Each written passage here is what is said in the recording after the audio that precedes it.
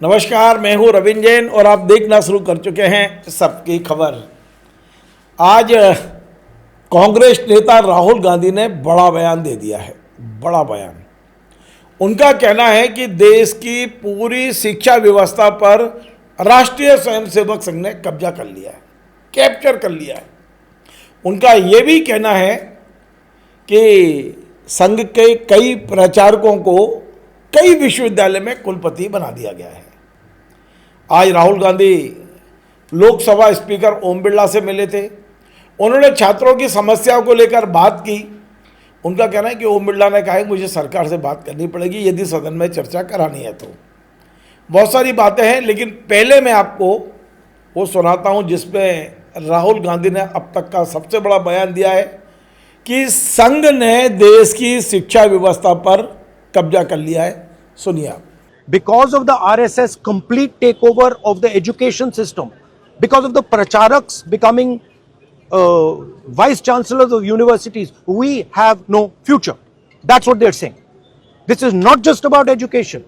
This is about the future of young people. तो आपने सुना, आज तमाम सारे सवालों के जवाब राहुल गांधी दे रहे थे। उनके साथ में प्रियंका गांधी भी थी। राहुल गांधी का कहना है कि कल प्रधानमंत्री जी ने वीडियो जारी किया, लेकिन उस वीडियो में कोई उम्मीद नहीं दिख रही है।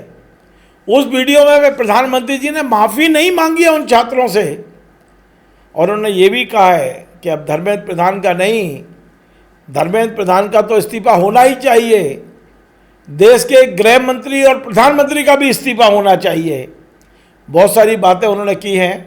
मैं आपको उनका पूरा जो उन्होंने मीडिया से बात की है, कुछ हिंदी में है और कुछ अंग्रेजी में है, वो सुनवाता हूँ। स्पीकर के पास गए हम एंड हमने कहा कि देखिए हम स्टूडेंट इशू पे डिस्कस करना चाहते हैं और स्पीकर ने हमें कहा कि डिस्कशन के लिए उन्हें सरकार से पूछना है।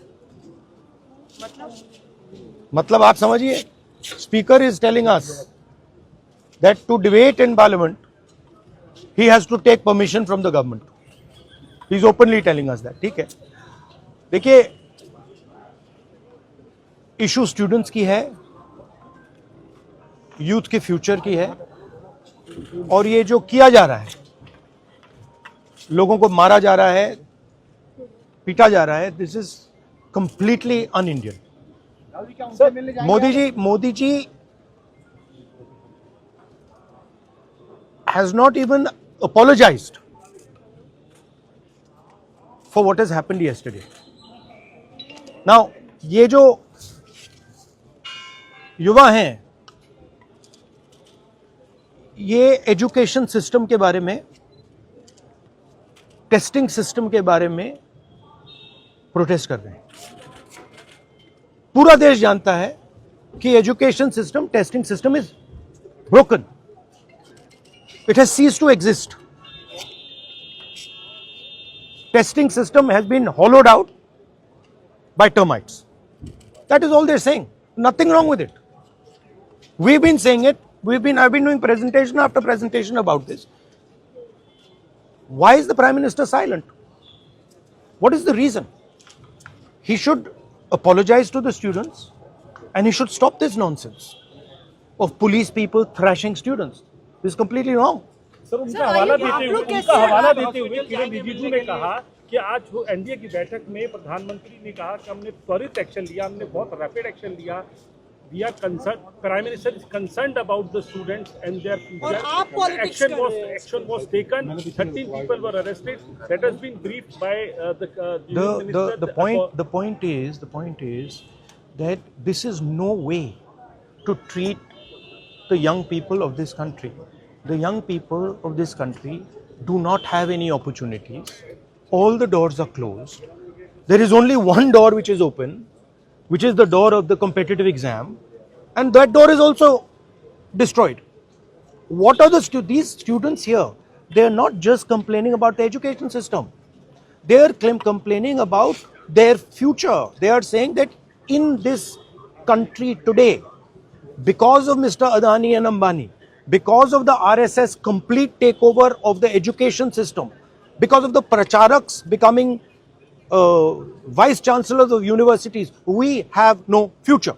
That's what they're saying. This is not just about education. This is about the future of young people. They watch, they look at Mr. Ambani's wedding and they watch. 1,000 crores being spent over there and they have no money to open a business if they want.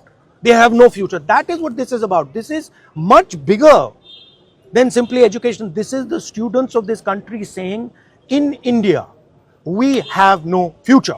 We want a future. This is legitimate. There's nothing wrong with this.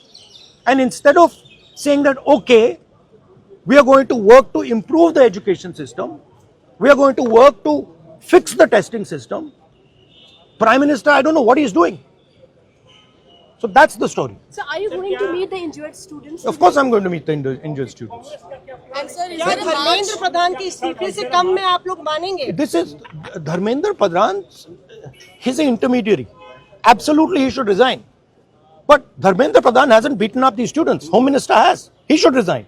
And Home Minister reports to Prime Minister. He should resign. What is going on? तो आपने देखा राहुल गांधी ने अंबानी के यहाँ शादी से लेकर और तमाम सारे उदाहरण दे दिए और उन्होंने ये आरोप तो लगा ही दिया है कि देश की शिक्षा व्यवस्था पर संघ का कब्जा है। नमस्कार।